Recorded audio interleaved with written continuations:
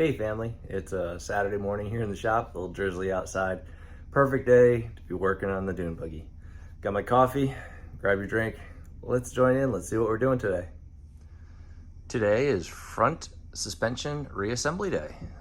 You can see I kind of got a lead a little bit on the ball joints on the passenger side. I'm gonna walk you through installation of the ball joints on the driver's side. So you have your bottom and your top control arms, and then you have two ball joints, and they're shaped a little differently. This one has the lip on the top, and this one has the lip on the bottom. I like these with a greasable fitting, so you can always grease it up later. So the easiest way to remember how these work is for the bottom ball joint, it gets pressed in from the bottom up through to the top. So that's our greasable one. All right, pressed in from the bottom. And our top one, it sits on top. You can see it sits on top of the control arm. Yes, it's gonna be the bottom, but that's the way I remember. The top sits on top and the bottom gets pressed up from the bottom. All right, and ultimately, with our ball joints, you'll have a configuration like we have on the passenger side here, where it's all set up for our spindle to go in between. Actually, that's upside down. So imagine it. Whoa, there we go. Okay, now that everybody's dizzy. All right. So we get a little closer. The ball joints, some critical aspects of them is they only are designed to rotate forward and backward.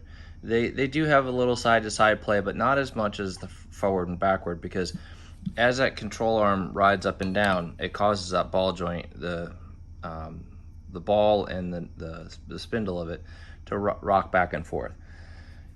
And you keep that indexed based on these cutouts in the shell down here on the plate. And there's a corresponding one to help you when you're installing. This one's kind of worn out, but you can kind of see that divot. And that divot is lined up perpendicular to the path of the control arm as it comes out of the axle tube. So when we install this from the bottom here, we're going to want to make sure that it's lined up with the notch. Oops. That our notch here is lined up with our notch here. So as you push it in. But look at that. You can't push it through. There's a boot on there. So what I'll do is I'll take gently with a pick, or this one I can probably push off with my finger, at least on the top, and they'll use a pick on the bottom. Just be careful not to nick the boot. I will take these two rings off, and then the boot just slides right up, and you can install things these right through. We'll use the press. We'll install them through, and then we'll put the boots back on. Let's walk through that. So like I said, I want to take this boot off, and it's really easy. So I'll show you on one of them. I can get under it with a pick and get it right past the lip of this boot. All right, see, it pops right off. Again, just be careful that you're not going to tear out your boot. This one on the bottom actually is a spring style, so it is it's a couple overlapping wires. So if you can get them apart, there we go. You can bring it down here, run it around with your pick or whatever you're going to use, a little small screwdriver, and get it out off the boot. Okay, and then we'll pull that guy off in a second. But now get underneath there, work your boot loose.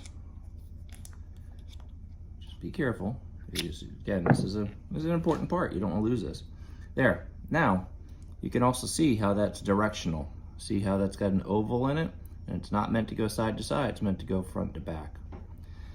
So what I'm going to do is I'm going to get this snap ring off of here, or this spring clip off of here, and then we're going to press this one in. I'll show you how I do that. So what you see that I have set up here, I've got my 12-ton press. It's more than enough for what you need. And I'm gonna take my ball joint. Again, I wanna make sure that I'm indexed with the little notch here and the notch that's in the casing so that it runs perpendicular. I'm gonna set that right on the edge of that plate surface. I have an 18mm deep well socket, so it goes down over the spindle of my ball joint. I just want to keep it level if I can. Work this down and press it in. Take your time, don't rush, because if it gets off kilter, then you're gonna have to pop it out on the other side and start all over again. You really don't want to mess it up. All right, so just take your time, go slowly, it'll work its way in. I'm not even pressing the press hard at all. You can use a ball joint press for this. You don't need to, but that alignment is crucial, because if you have that misaligned, you're gonna ruin the life expectancy of your ball joint. All right, it slides right in. It's fully seated. Easy as that, guys. Back it off. And our ball joint is seated in. The notches line up. It's fully seated. Now I can go back in and I can reinstall the boot right over that. All right, so now we have the upper control arm. And similar to what we had to check before, we want to make sure that we have our hash mark and our opening in the ball joint lined up. And I just put a socket on there, nice deep well socket. Line it up on my press, get it on, and take my time. Again, you want to make sure that you're getting it straight. You're pressing it in straight. It'll go once it starts going. It's not a problem. It'll keep moving. There it goes. It starts to seat itself in. All right, you don't need a ton of pressure.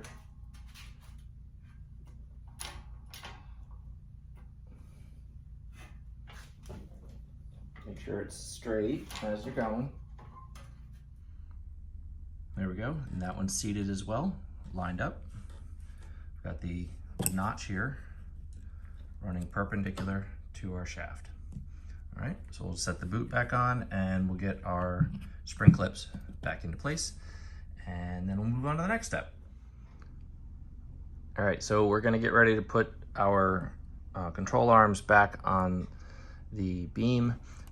As I mentioned before, this has the Avis style adjusters. They're not the most desirable because all they are is a weld on, but this beam that I got already had them. And while I've got my fancier beam coming from Air Cooled, it won't be here this summer, so I want to get something on the car so that I can start using it. I did reinstall all of my grease fittings, all 4 of them, so that I can pump this thing full of grease. And like I mentioned in one of the other videos, I've driven out all of the bearings in the tubes, and I'm going to replace that with these urethane bushings. So you want to grease these up. They usually come with a pack, a grease pack. Mine did not, so I'm gonna get some gloves on and I'm gonna use some bearing grease, the same bearing grease I'm gonna use to pack this full. But you'll notice there are 2 different sizes. Side by side comparison, one's taller, one's shorter, and they're actually a different shape. So this one's fluted, tapers down. This one's almost straight.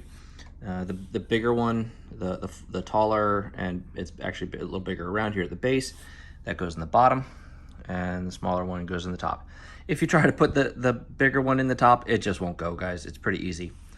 All right, let's get these greased up and slid in. All right, so we got our bushings all greased up. Slide them in there nice and tight. Then we have our control arms. Our lower control arm has the shock mount on it. If it looks like it has a big sleeve on it, that means your old shock mount is rusted onto it. And you get that off there so you can put your new shock mount on there. So on the left side, the driver's side, the grub screws point up and go into your springs. There's a divot in your springs. So if you get confused as to left side, right side, left side's up.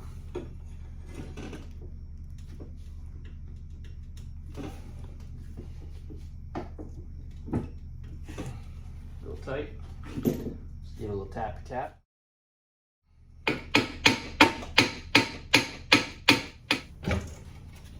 Alright, you can peek down in that hole. You'll see your divot in your springs, in your torsion springs. Put that on. So remember, the grub screw is built as a 2-piece unit. It's a little tight. Let's see if we got one that's loose. There we go. So you have the threaded barrel, and then the top is independent of it. So really what you're trying to do is you're trying to tighten it down with the hex head that's on there, and then you'll tighten down the nut. Cinch down, and then grab your 19mm socket, or socket wrench, or whatever wrench you're going to use.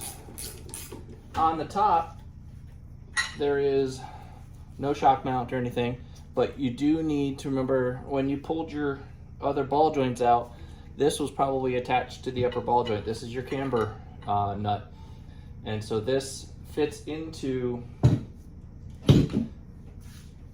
the capture part on the spindle. If you don't, you're kind of looking at like a hot dog down a hallway here, guys. You have no idea how this is supposed to fit in. You're going to look at it really weird and say, what am I doing wrong?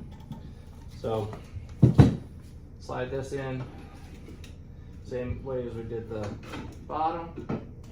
So you can see that these aren't exactly lined up, pointing at each other. That's fine, because when you put your spindle on, you're going to have to be able to get pieces in together. So you need some flexibility in here. This is a drop spindle. It's a 2-inch drop spindle for drum brakes. Now your drop spindles are specific, your spindles regardless are specific for disc or drum.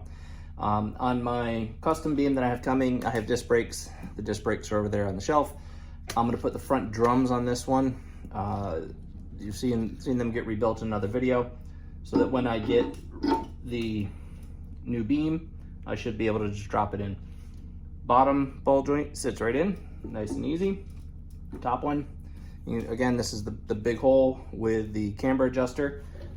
It's an eccentric or off-center adjuster, so that you can adjust your camber in that slot. And since it's dissimilar metals, you know what I like to do. I'm not going to run my risk of having that sucker seize up and not be able to adjust my camber in the future. So let's get it cleaned up and anti-seize. All right, so I got the spindle on here loosely. You have your camber bolt on your ball joint. Everything's lubed up. The nuts are on here loosely. I have the washer on the underside here. I'm just going to tighten everything up, and when I do tighten things up, I'm just going to have a loose alignment set up so that I can easily rinse and repeat on the other side. Torque spec on these, I think I looked it up, was about 25 foot-pounds.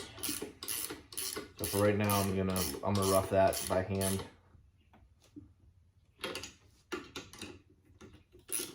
And as you tighten the top one, it'll pull that camber bolt into place so everything fits properly.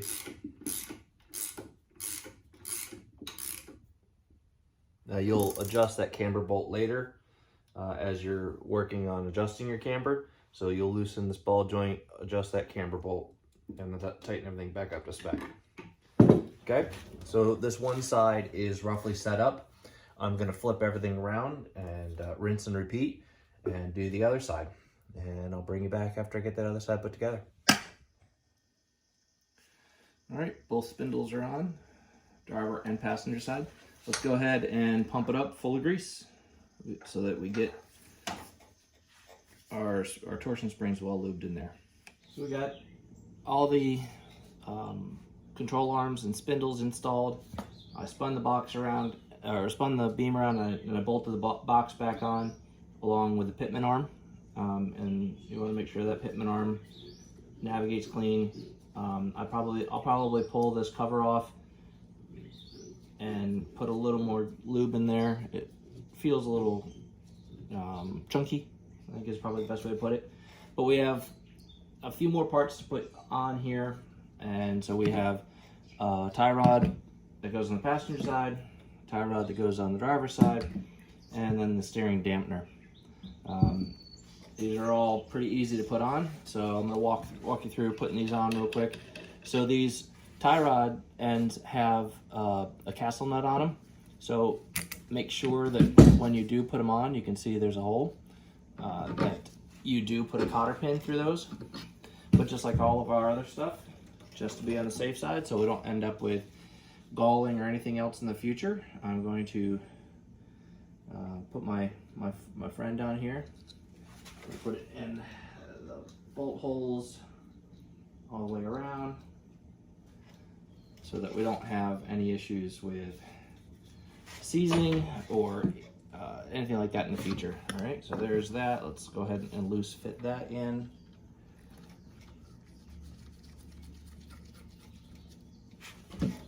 Take the other end and so this is all adjustable for length. So we're just going to go ahead and put it in loosely, like I said. There it is, spindle to spindle. It's the whole front beam. Now what we're going to do is we're going to put the backing plates back on over here, and I'll rinse and repeat on the driver's side in just a few minutes. So there's a couple things to remember when you're working with these guys. On the passenger side, you'll see that there's no hole here in the middle of the spindle. Where on the driver's side, you do have a hole in the middle of the spindle, and that spindle goes all the way through to the end because that's where your speedo cable comes out. All right, this first part's getting a little long, so we're just gonna go ahead and break right here. Next week, we'll come back with part 2 where I put the front drum brakes on. We'll have the backing plates and finish with the bearings and get everything else installed, ready to rock and roll. So that beam is ready to get installed on the car. All right, see you in a week, guys. All right, take care, bye.